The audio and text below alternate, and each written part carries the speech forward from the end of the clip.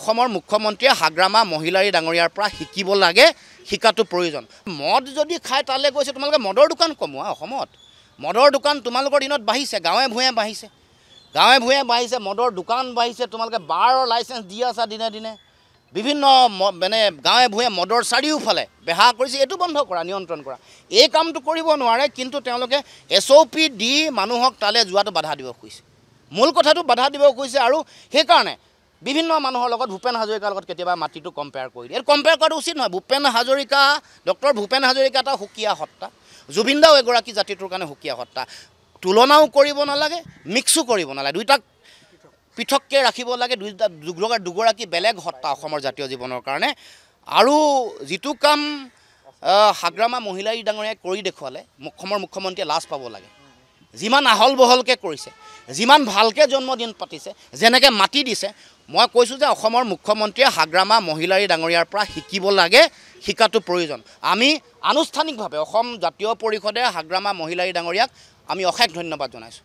আৰু এই প্ৰাণৰ শিল্পীগৰাকীক সন্মান দিয়া কামটো তেওঁ যাতে আৰু ভালকৈ বিশালভাৱে কৰে, পৃথিৱীত যাতে মুখ্যমন্ত্ৰীয়ে এই দায়িত্ব পালন নকৰিলেও যাতে হাগ্ৰামা মহিলাৰীয়ে এই দায়িত্ব পালন কৰে, তাৰ কাৰণে আমি আহ্বান জনাইছোঁ। অসমৰ মুখ্যমন্ত্ৰীয়ে হাগ্ৰামা মহিলাৰী ডাঙৰীয়াৰ পৰা শিকিব লাগে, শিকাটো প্ৰয়োজন। মদ যদি খাই তালৈ গৈছে, তোমালোকে মদৰ দোকান কমোৱা। অসমত মদৰ দোকান তোমালোকৰ দিনত বাঢ়িছে, গাঁৱে ভূঞে বাঢ়িছে, গাঁৱে ভূঞে বাঢ়িছে, মদৰ দোকান বাঢ়িছে, তোমালোকে বাৰৰ লাইচেঞ্চ দি আছা দিনে দিনে। বিভিন্ন গাঁৱে ভূঞে মদৰ চাৰিওফালে বেহা কৰিছে, এইটো বন্ধ কৰা, নিয়ন্ত্ৰণ কৰা। এই কামটো কৰিব নোৱাৰে, কিন্তু তেওঁলোকে SOP দি মানুহক তালৈ যোৱাটো বাধা দিব খুজিছে। মূল কথাটো বাধা দিব খুজিছে, আৰু সেইকাৰণে বিভিন্ন মানুহৰ লগত ভূপেন হাজৰিকাৰ লগত কেতিয়াবা মাটিটো কম্পেয়াৰ কৰি দিয়ে। কম্পেয়াৰ কৰাটো উচিত নহয়। ভূপেন হাজৰিকা, ডক্টৰ ভূপেন হাজৰিকা এটা সুকীয়া সত্তা, জুবিন দাও এগৰাকী জাতিটোৰ কাৰণে সুকীয়া সত্তা।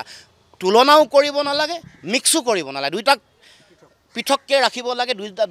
দুগৰাকী বেলেগ সত্তা অসমৰ জাতীয় জীৱনৰ কাৰণে। আৰু যিটো কাম হাগ্ৰামা মহিলাৰী ডাঙৰীয়াই কৰি দেখুৱালে, অসমৰ মুখ্যমন্ত্ৰীয়ে লাজ পাব লাগে।